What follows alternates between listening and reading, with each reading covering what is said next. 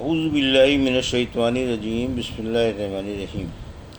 الحمد للہ رب العالمین والصلاۃ والسلام علی سید المرسلین وخاتم النبیین، اما بعد۔ صحیح بخاری، باب کتاب التفسیر،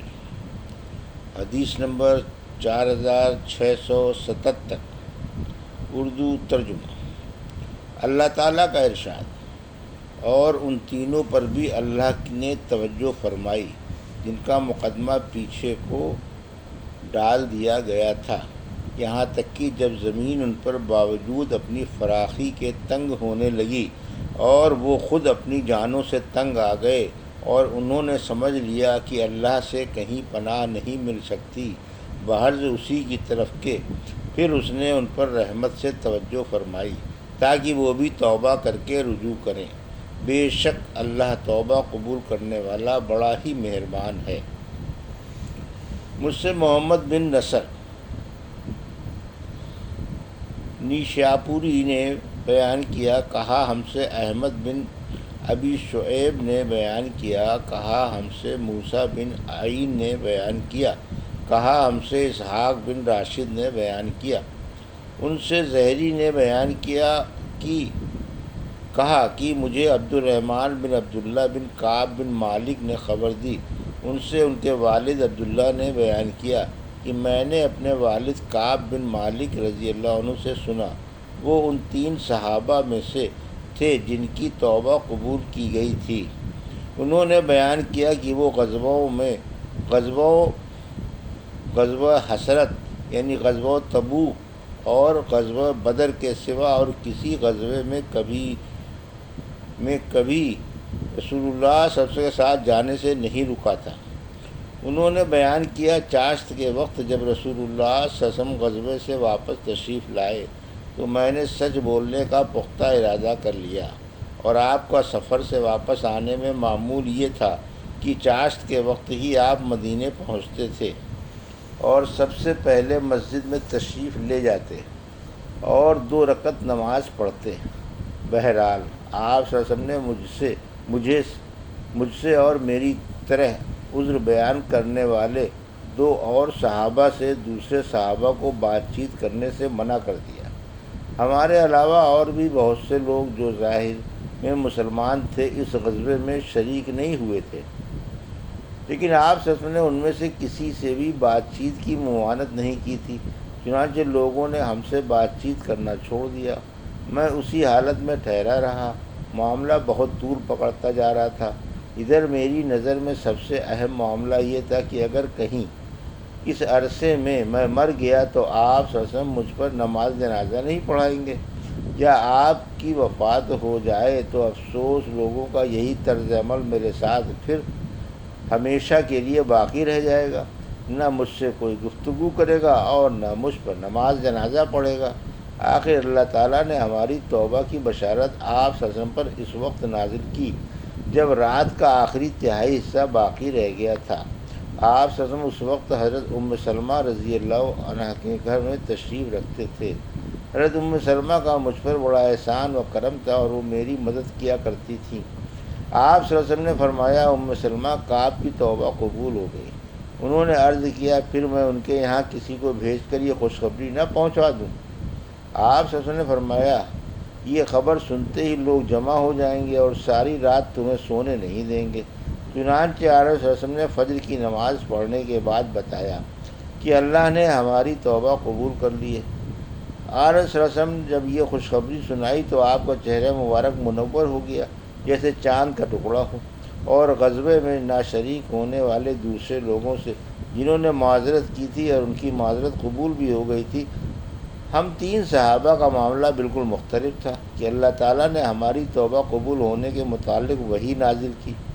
لیکن جب ان دوسرے غزوے میں شریک نہ ہونے والے لوگوں کا ذکر کیا جنہوں نے آپ صلی اللہ علیہ وسلم کے سامنے جھوٹ بولا تھا اور جھوٹی معذرت کی تھی، تو اس درجے برائی کے ساتھ کیا کہ کسی کا بھی اتنی برائی کے ساتھ ذکر نہ کیا گیا ہوگا۔ اللہ تعالیٰ نے فرمایا، یہ لوگ تمہارے سب کے سامنے عذر پیش کریں گے، جب تم ان کے پاس واپس جاؤ گے تو آپ کہہ دیں کہ بہانے نہ بناؤ، ہم ہرگز تمہاری بات نہ مانیں گے، بے شک ہم کو اللہ تمہاری خبر دے چکا ہے اور عنقریب اللہ اور اس کا رسول تمہارا عمل دیکھ لیں گے، آخر آیت تک۔ حدیث نمبر 4678، اردو ترجمہ۔ اللہ تعالیٰ کا ارشاد ہے، ایمان والو اللہ سے ڈرتے رہو اور بچے لوگوں کے ساتھ رہا کرو۔ ہم سے یحییٰ بن بکیر نے بیان کیا، انہوں نے کہا ہم سے لیث بن سعد نے بیان کیا، ان سے عقیل نے، ان سے ابن شہاب نے، ان سے عبد الرحمن بن عبداللہ بن کعب بن مالک نے، اور ان سے عبداللہ بن کعب بن مالک نے۔ وہ حضرت کعب بن مالک رضی اللہ عنہ کو ساتھ لے کر چلتے تھے جب وہ نابینا ہو گئے تھے۔ عبداللہ نے بیان کیا کہ میں نے حضرت کعب بن مالک رضی اللہ عنہ سے سنا، وہ غزوہ تبوک میں اپنی غیر حاضری کا قصہ بیان کر رہے تھے۔ کہا کہ خدا کی قسم، سچ بولنے کا جتنا عمدہ پھل اللہ تعالیٰ نے مجھے دیا کسی کو نہ دیا ہوگا۔ جب سے رسول اللہ صلی اللہ علیہ وسلم سامنے میں نے اس بارے میں سچی بات کہی تھی، اس وقت سے آج تک کبھی جھوٹ کا ارادہ بھی نہیں کیا۔ اور اللہ نے اپنے رسول صلی اللہ علیہ وسلم پر یہ آیت نازل کی تھی کہ بے شک اللہ نے نبی پر اور مہاجرین و انصار پر رحمت کے ساتھ توجہ فرمائی، آخر آیت مع صادقین تک۔ حدیث نمبر 4679، اردو ترجمہ۔ اللہ تعالیٰ کا ارشاد ہے، بے شک تمہارے پاس ایک رسول آئے ہیں جو تمہاری ہی جنس میں سے ہیں، جو چیزیں تمہیں نقصان پہنچاتی ہیں وہ انہیں بہت گرا گزرتی ہیں، وہ تمہاری بھلائی کے انتہائی حریص ہیں، اور ایمان والوں کے حق میں تو بڑے ہی شفیق اور مہربان ہیں۔ رؤوف الرحیم تک۔ رؤوف رافعت سے نکلا ہے۔ ہم سے ابو الیمان نے بیان کیا، کہا ہم کو شعیب نے خبر دی، ان سے زہری نے بیان کیا، کہا مجھے عبداللہ بن سابق نے خبر دی، اور ان سے زید بن ثابت انصاری رضی اللہ عنہ نے جو کاتب وحی تھے بیان کیا کہ جب 11 ہجری میں یمامہ کی لڑائی جو مسلمہ کذاب سے ہوئی تھی، بہت سے صحابہ مارے گئے، تو حضرت ابوبکر صدیق رضی اللہ عنہ نے مجھے بلایا، ان کے پاس حضرت عمر رضی اللہ عنہ بھی موجود تھے۔ انہوں نے مجھ سے کہا، عمر میرے پاس آئے اور کہا کہ جنگ یمامہ میں بہت زیادہ مسلمان شہید ہو گئے ہیں، اور مجھے خطرہ ہے کہ کفار کے ساتھ لڑائیوں میں یوں ہی قرآن کے علماء اور قاری شہید ہوں گے، اور اس طرح بہت سا قرآن ضائع ہو جائے گا۔ اب تو ایک ہی صورت ہے کہ آپ قرآن کو ایک جگہ جمع کرا دیں، اور میری رائے تو یہ ہے کہ آپ ضرور قرآن کو جمع کرا دیں۔ حضرت ابوبکر رضی اللہ عنہ نے کہا کہ اس پر میں نے عمر رضی اللہ عنہ سے کہا، ایسا کام میں کس طرح کر سکتا ہوں جو خود رسول اللہ صلی اللہ علیہ وسلم نے نہیں کیا تھا؟ حضرت عمر رضی اللہ عنہ نے کہا، خدا کی قسم یہ تو محض ایک نیک کام ہے۔ اس کے بعد عمر رضی اللہ عنہ مجھ سے اس معاملے پر بات کرتے رہے، اور آخر میں اللہ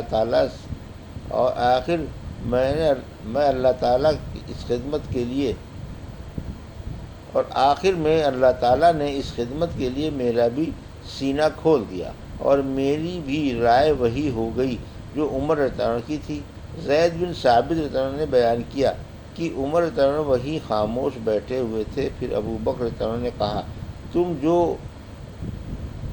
تم جوان اور سمجھدار ہو، ہمیں تم پر کسی قسم کا شبہ بھی نہیں ہے، اور تمہارا سزم کی وہی لکھا بھی کرتے تھے، اس لیے تم ہی قرآن مجید کو جا بجا تلاش کر کے اسے جمع کر دو۔ خدا کی قسم کہ اگر حضرت ابوبکر نے مجھ سے کوئی پہاڑ اٹھا کے لے جانے کے لیے کہتے تو یہ میرے لیے اتنا بھاری نہیں تھا جتنا قرآن کی ترتیب کا حکم۔ میں نے عرض کیا، آپ لوگ ایک ایسے کام کرنے پر کس طرح آمادہ ہو گئے جسے رسول اللہ صلی اللہ علیہ وسلم نے نہیں کیا تھا؟ تو ابوبکر رضی اللہ عنہ نے کہا کہ خدا کی قسم یہ ایک نیک کام ہے۔ پھر میں ان سے اس مسئلے پر گفتگو کرتا رہا، یہاں تک کہ اللہ تعالیٰ نے اس خدمت کے لیے میرا بھی سینہ کھول دیا، جس طرح ابوبکر اور عمر رضی اللہ عنہ کا سینہ کھولا تھا۔ چنانچہ میں اٹھا اور میں نے کھال، ہڈی اور کھجور کی شاخوں سے جن پر قرآن مجید لکھا ہوا تھا، اس دور کے رواج کے مطابق قرآن مجید کو جمع کرنا شروع کر دیا، اور لوگوں کے جو قرآن کے حافظ تھے، حافظ سے بھی مدد لی، اور سورہ توبہ کی 2 آیتیں خزیمہ انصاری کے پاس مجھے ملیں، ان کے علاوہ کسی کے پاس مجھے نہیں ملی تھی۔ وہ آیتیں یہ تھیں، لقد جاءکم رسول اللہ من انفسکم عزیز علیہ ما عنتم حریص علیکم آخر تک۔ پھر مصحف جس میں قرآن مجید جمع کیا گیا تھا ابو بکر رضی کے پاس رہا، آپ کی وفات کے بعد عمر رضی کے پاس محفوظ رہا، پھر آپ کی وفات کے بعد آپ کی صاحبزادی ام المومنین حفصہ رضی اللہ عنہا کے پاس محفوظ رہا۔ شعیب کے ساتھ اس حدیث کو عثمان بن عمر اور لیث بن عمر اور لیث بن سعد نے بھی یونس سے، انہوں نے ابن شہاب سے روایت کیا، اور لیث نے کہا مجھ سے عبد الرحمن بن خالد نے بیان کیا، انہوں نے ابن شہاب سے روایت کیا۔ اس میں خزیمہ کے بدلے ابو خزیمہ انصاری ہے، اور موسیٰ نے ابراہیم سے روایت کی، کہا ہم سے ابن شہاب نے بیان کیا، اس روایت میں بھی ابو خزیمہ ہے۔ موسیٰ بن اسماعیل کے ساتھ اس حدیث کا یعقوب بن ابراہیم نے بھی اپنے والد ابراہیم بن سعد سے روایت کیا، اور ابو ثابت محمد بن عبید اللہ مدنی نے کہا ہم سے ابراہیم نے بیان کیا، اس روایت میں شک کے ساتھ خزیمہ یا ابو خزیمہ مذکور ہے۔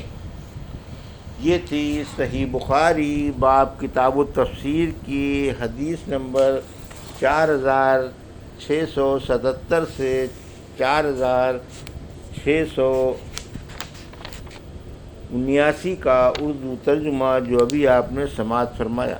اللہ سے دعا ہے کہ اللہ ہمیں ان حدیثوں کی صحیح سمجھ عطا فرما اور ان پر عمل کرنے کی توفیق عطا فرما، آمین یا رب العالمین۔